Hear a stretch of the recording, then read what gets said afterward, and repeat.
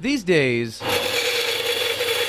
the tools rarely stop spinning in David Krause's garage. 6 hours a day, probably 20 hours a week. He's got orders to fill and a wife waiting. Hundreds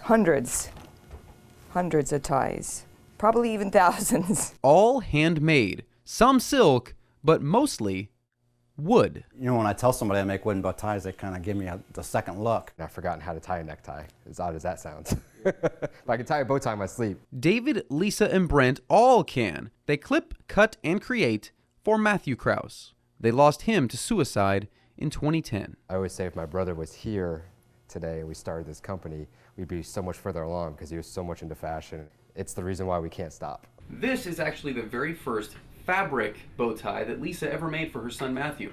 Since he passed away, they've been making these wooden bow ties for about 3 years now, over 1,000 of them. Some sell for about $300, but most of them are around 100. And a percentage of each sale is donated by the family to a place that's very near and dear to their hearts. The more product we sell, the more money we bring in.